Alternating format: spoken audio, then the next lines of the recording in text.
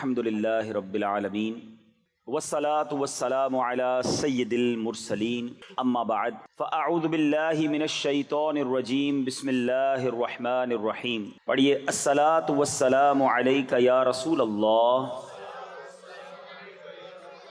وعلی آلک واصحابک یا حبیب اللہ. الصلاة والسلام علیک یا نبی اللہ وعلی آلک واصحابک یا نور اللہ. ماہ رمضان رحمتوں کی کان، مغفرت کا پیغام ہمارے درمیان ہے.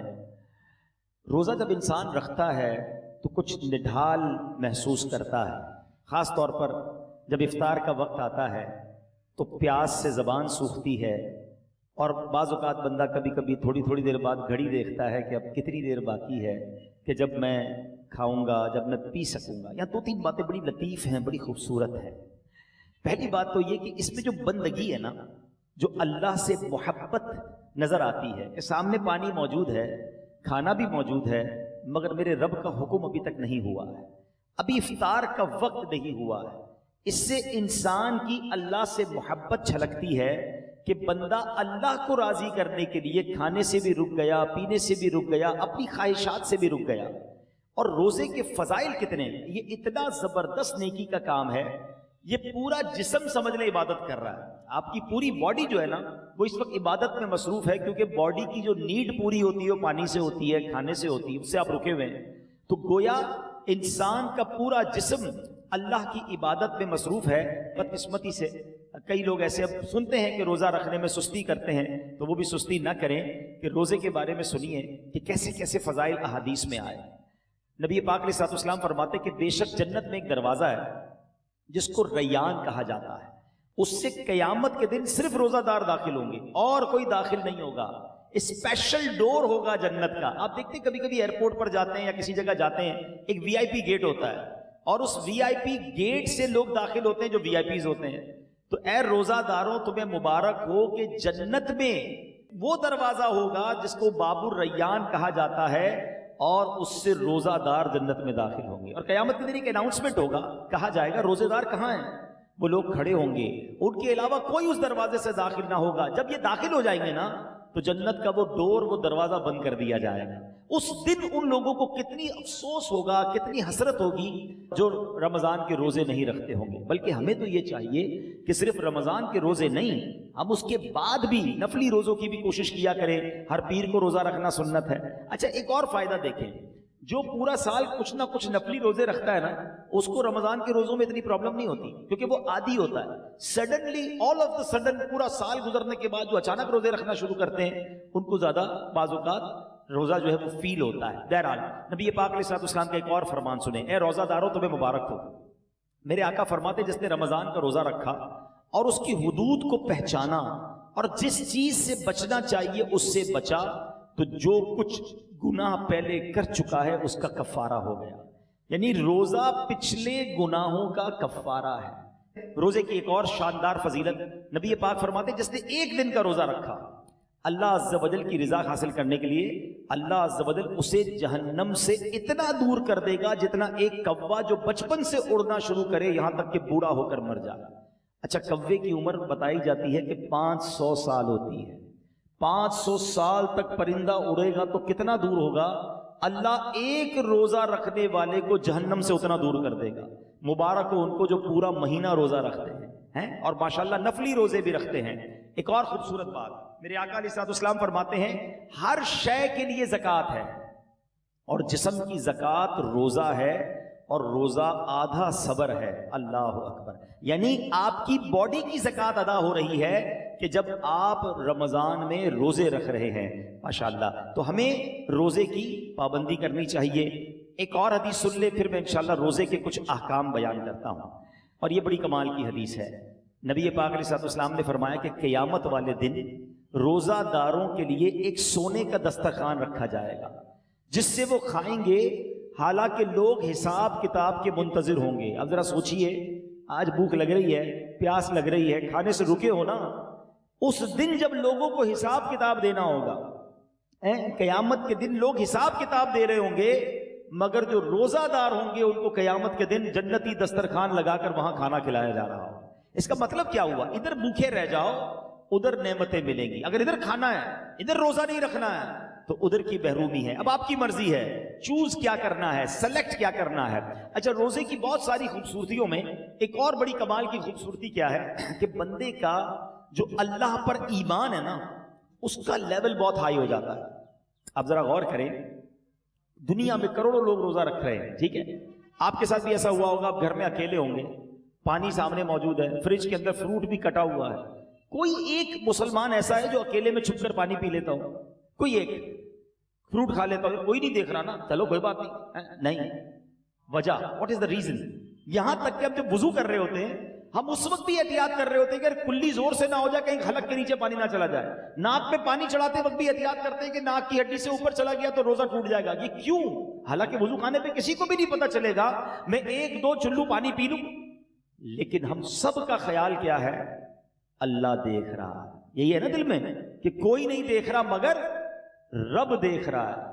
اب ذرا غور کرو میرے پیارے اسلامی بھائیوں، رمضان ساری دنیا کے مسلمانوں کا لیول آف ایمان ادھر لے جاتا ہے کہ تم اکیلے میں کھانا نہیں کھا رہے کیونکہ اللہ دیکھ رہا ہے۔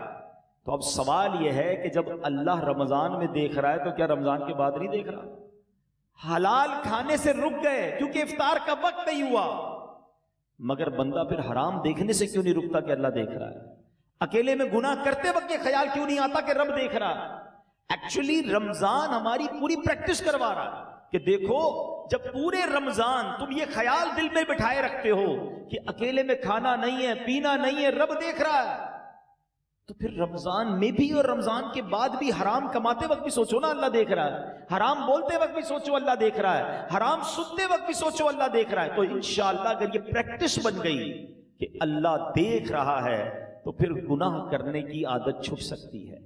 اللہ مجھے بھی اور آپ کو بھی یہ خیال ایسا عطا کر دے کہ جب بھی برائی کی طرف جانے کو جی چاہے دل سے صدا آئے کہ اللہ دیکھ رہا ہے۔ بالکل اسی طرح میرے پیارے اسلامی بھائیوں، رمضان میں جو ہم روزہ رکھتے ہیں اور چیزوں کی جزا بیان ہوئی ہے کہ بھائی اس کے بدلے جنت کا گھر ملے گا، جنت کے درخت ملیں گے، جنتی کھانے ملیں گے۔ اب آؤ روزے کی ایک اور فضیلت سنو۔ میرا کوئی بھائی، میری کوئی بہن اور روزہ کبھی قضا نہ کرے، روزہ قضا کرنے کا خیال بھی آئے تو دل میں یہ نہ لائے۔ لوگ کہتے ہیں یار کام کاج بہت ہوتا ہے، نوکری مجھے کرنی ہوتی ہے۔ دیکھو، کام کم کر دینا، کاروبار کم کر دینا، تھوڑے پیسے کم کما لینا، مگر روزہ مت چھوڑنا، کیونکہ اب جو میں فضیلت بتانے جا رہا ہوں نا، میں نے اب تک کسی اور عمل کی یہ فضیلت نہیں پڑھی ہے، کیونکہ نبی پاک علیہ الصلوۃ والسلام فرماتے ہیں کہ اللہ فرماتا ہے، یعنی یہ حدیث قدسی بھی ہے، اللہ فرماتا ہے فَإِنَّهُ لِي وَأَنَا أَجْزِي بِهِ، اللہ فرماتا ہے روزہ میرے لیے ہے اور اس کی جزا میں خود دوں گا۔ باقی چیزوں کی جزا رب فرشتوں کے ذریعے عطا فرماتا ہے، مگر روزہ دار کے لیے رب نے فرمایا اس کی جزا میں خود عطا فرماؤں گا۔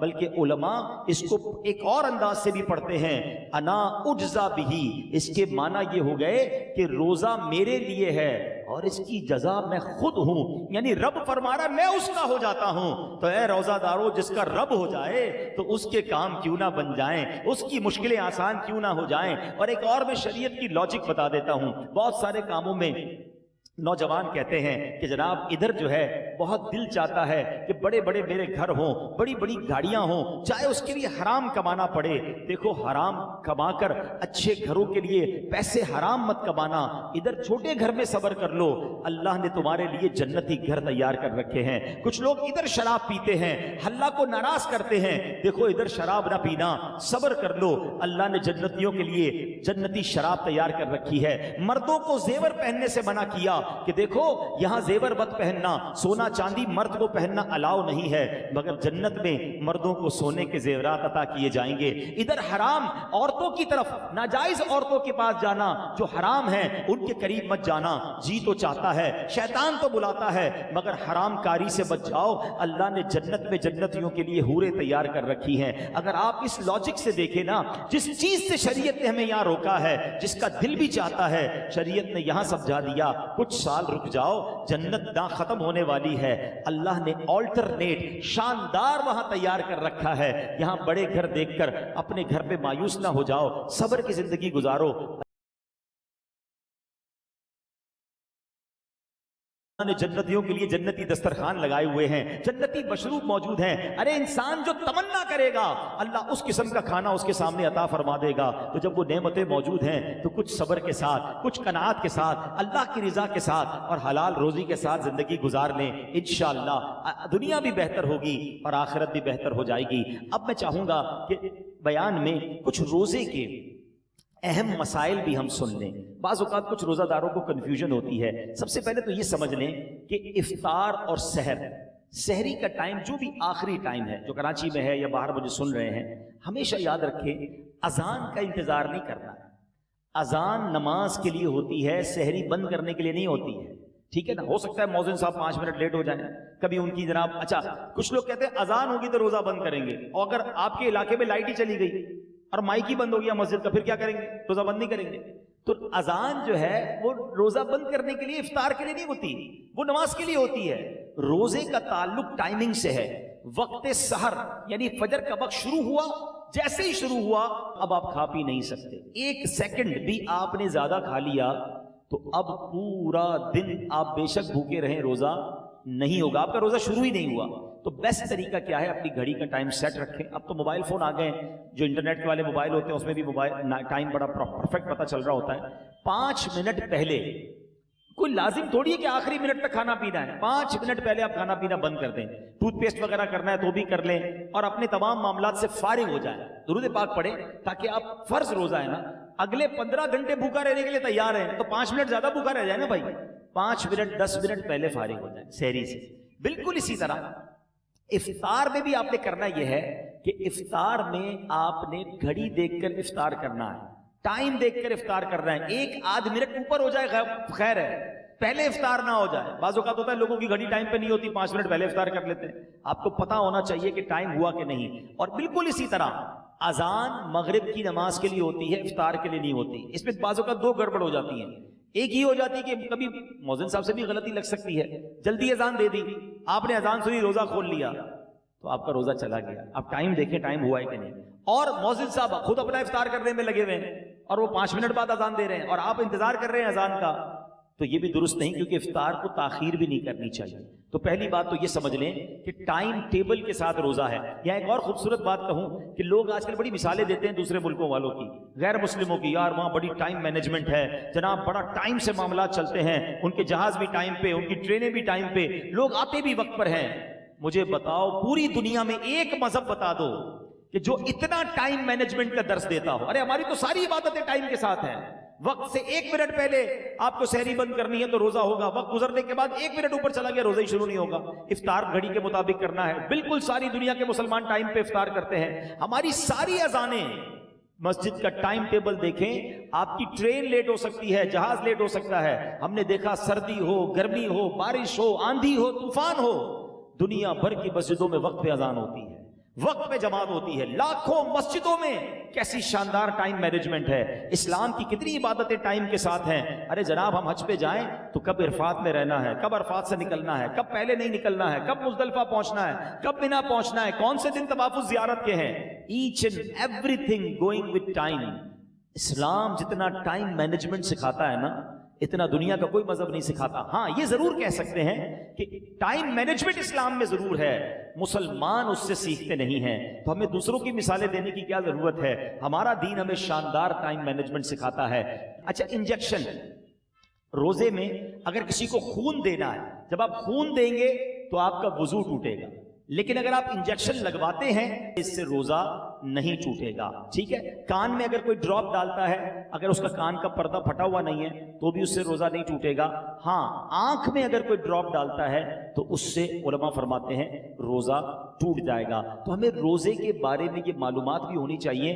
بعض اوقات لوگ جو ہے احتیاط نہیں کرتے اور وہ احتیاط نہ کرنے کی وجہ سے ان کا روزہ ٹوٹ جاتا ہے. جب یہ فرض ہے تو اس کے احکام سیکھنا بھی ضروری ہے، اس کی احتیاطیں سیکھنا بھی ضروری ہے. تو بہرحال میرے پیارے اسلامی بھائیوں، افطار کے وقت ایک اور کام کرنے والا ہے جو نارملی ہمارے یہاں نہیں ہوتا، کیونکہ روزانہ افطار کے وقت 10 لاکھ گناہگار جہنم سے آزاد کیے جاتے ہیں. روزانہ یہ اتنا مبارک مہینہ ہے، اس میں روزانہ افطار کے وقت 10 لاکھ گناہگار آزاد جہنم سے کیے جاتے ہیں. اور جب جمعرات کی رات آتی ہے اور جمعے کا دن آتا ہے تو فرمایا ہر لمحے 10 لاکھ گناہگار جہنم سے آزاد کیے جاتے. اب آپ سوچیں کہ افطار کے وقت ہماری کیا کیفیت ہونی چاہیے. ہمارے گھروں میں تو ایک ہنگامہ مچا ہوتا ہے, شربت کدھر ہے تو پکوڑے کدھر ہے تو فلاں چیز نہیں آئی. ان آئٹموں کے چکر میں پڑنے کی بجائے افطار کے وقت اے کاش ہاتھ اٹھے ہوں, آنسو بہ رہے ہوں اور یہ التجائیں ہوں کہ مولا آج بھی 10 لاکھ بخشے جائیں گے, آج بخشے جانے والوں میں ہمارا نام لکھ دے. تو جب اس کیفیت کے ساتھ آپ افطار کیا کریں گے تو انشاءاللہ کبھی نہ کبھی تو ہمارا بھی نمبر آ جائے گا. تو آج بھی مدنی چینل پر آپ دیکھیں کہ افطار کے وقت کیا منظر ہوتا ہے. آنسو ہوتے ہیں, دعائیں ہوتی ہیں, التجائیں ہوتی ہیں. میں تو دنیا بھر کے ویور سے کہوں گا کہ جب بھی افطار کا وقت آئے آپ مدنی چینل کے ساتھ اپنے گھر والوں کے ساتھ امیر اہل سنت کی ان عظیم دعاؤں میں شامل ہو جائیں. نہ جانے کس کی آمین کے صدقے ہمارا بھی بیڑا پار ہو جائے. تو ہمیں افطار کا وقت جو ہے یہ بڑا مبارک وقت ہے, یہ دعاؤں کی قبولیت کا وقت ہے. پھر رمضان کی راتیں, رمضان کی راتیں کتنی مبارک ہیں آپ کو پتہ ہے. سارا سال میں اور آپ اللہ سے دعا کرتے ہیں نا, یا اللہ میری پکار سن لے, میری توبہ قبول کر لے, میری مغفرت فرما دے, میرا فلاں کام فرما دے. ہم اللہ سے دعا کر رہے ہیں. آپ کو پتہ ہے رمضان کی راتوں میں کیا ہوتا ہے, رحمت کے فرشتے یہ آواز لگاتے ہیں, ہے کوئی مانگنے والا کہ اس کی توبہ قبول کی جائے, ہے کوئی توبہ کرنے والا کہ اس کی توبہ قبول کی جائے, ہے کوئی سوالی کہ اس کا سوال پورا کیا جائے. یعنی رمضان میں ادھر سے آفر ہے کہ مانگ لو میں دے رہا ہوں, مغفرت چاہیے تو میں مغفرت دے رہا ہوں, توبہ کرنی تو میں توبہ قبول کر رہا ہوں. مگر آپ دیکھیں کہ آج ہماری راتیں کہاں خرچ ہو رہی ہیں. بہت بڑی تعداد میں لوگ کھانے پینے, گھومنے پھرنے, کرکٹ میچز, پتہ نہیں کیا کیا کر رہے ہیں رمضان میں. ارے اللہ کے بندو, یہ راتیں عبادت کی ہیں, یہ راتیں دعائیں کی ہیں, یہ مانگنے کی ساری زندگی پڑی ہے کھانے پینے کی. تو خدا را رمضان کی راتوں کو ضائع نہ کریں. اور اب میں آخری بات اپنے بیان کی کر لوں جو میں سمجھتا ہوں میرے بیان کی سب سے اہم بات ہے. وہ کیا ہے, یہ اب تک تو میں نے رمضان میں عبادت نیکیاں کرنے کے بارے میں بات کی نا, یہ تو چلے تھوڑی بہت لوگ کر ہی رہے ہیں یا کرتے ہیں, مگر رمضان میں گناہ نہیں کرنا ہے, اس کی طرف توجہ کم لوگوں کی ہے. کیوں؟ دیکھیے رمضان میں گناہ کی پکڑ بھی زیادہ ہے, رمضان میں گناہ کا عذاب بھی زیادہ ہے, مار بھی زیادہ پڑے گی. کیوں بھائی, مسجد کے باہر کوئی گناہ کرے گناہ ہے, لیکن کوئی مسجد کے اندر آ کر گناہ کرے تو بڑا شدید گناہ ہے. کوئی اللہ کا گھر میں جا کر گناہ کرے گا تو اللہ کی غضب کو دعوت دے گا نا. مکہ شریف میں جا کر کوئی ایک نیکی کرے, حدود حرم میں تو ایک نیکی 1 لاکھ نیکی کے برابر, مگر وہاں کوئی گناہ کرے تو 1 لاکھ گناہ کے برابر. اس کی وجہ کیا ہے؟ اتنے مقدس جگہ پر آئے ہو جہاں ساری دنیا عبادت کر رہے, تم ادھر بھی گناہ کر رہے ہو. بالکل اسی طرح رمضان بڑا مقدس مہینہ ہے, جو رمضان میں گناہ کرے گا, احادیث میں یہ مضمون ملتا ہے کہ جو ایک گناہ رمضان میں کرے اس کے 1 سال کے اعمال برباد کر دیے جائیں گے. ہمارے ہاتھ میں موبائل ہوتا ہے, موبائل کھولا پتہ نہیں کیا دیکھ رہے ہیں, کیا سن رہے ہیں. خدا را اپنی زبان پر, اپنی آنکھوں پر, اپنے کانوں پر ہمیں قابو رکھنا ہے. یہ صرف کھانے پینے سے رکنے کا نام روزہ نہیں ہے. آنکھوں کا روزہ یہ بندہ حرام نہ دیکھے, زبان کا روزہ یہ بندہ حرام نہ بولے, پیٹ کا روزہ یہ بندہ حرام نہ کھائے. ادھر جناب بھوکے پیاسے تو ہیں, باقی سارے گناہ ہو رہے ہیں. احادیث میں یہ مضمون بھی ملتا ہے کہ وہ شخص جو بھوکا پیاسا رہے مگر گناہوں سے نہ بچے, ایسے بندے کے بھوکا پیاسا رہنے کی اللہ کو کوئی ضرورت نہیں ہے. تو کچھ لوگ رمضان میں فلمیں دیکھتے ہیں, ڈرامے دیکھتے ہیں, ٹائم پاس کر رہا ہوں یار, موبائل پہ گیمیں کھیل رہے ہیں. فضول کام نہ کریں نا, یہ پتہ نہیں اگلا رمضان ہمیں ملے نہ ملے.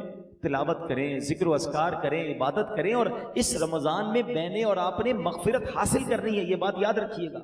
میرے آقا علیہ الصلوۃ والسلام نے جبریل امین کی ایک دعا پر آمین ارشاد فرمائی.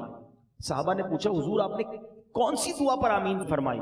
تو نبی پاک نے فرمایا کہ مجھے جبریل امین نے یہ دعا کی کہ اے اللہ, جو رمضان کو پائے اور اپنی مغفرت نہ کروا سکے وہ ہلاک و برباد ہو جائے. اب ذرا سوچیں میرے پیارے اسلام بھائی, دعا کون کر رہا ہے؟ فرشتوں کا سردار. اور آمین کون کہہ رہے ہیں؟ نبیوں کے سردار. تو دعا تو قبول ہی قبول ہے نا. اب رمضان میں جس کی مغفرت نہ ہوئی نا وہ برباد ہو جائے. تو روتے رہیے, التجائیں کرتے رہیے, اللہ سے معافی مانگتے رہیے, تلاوت کرتے رہیے. پتہ نہیں اگلی بار رمضان نصیب ہو کہ نہ ہو. جن کو اللہ نے نوازا ہے غریبوں کی مدد کیجئے، سحر و افطار میں خرچ کیجئے، اپنی زکوٰۃ پوری دیجئے اور اللہ کی راہ میں اور خرچ کیجئے تاکہ غریب مسلمانوں کا بھی بھلا ہو جائے۔ اللہ کریم سے میں دعا کرتا ہوں کہ رب کریم ہم سب کو ماہ رمضان کی برکت عطا فرمائے، روزے اس کی روح کے مطابق رکھنے کی توفیق عطا فرمائے۔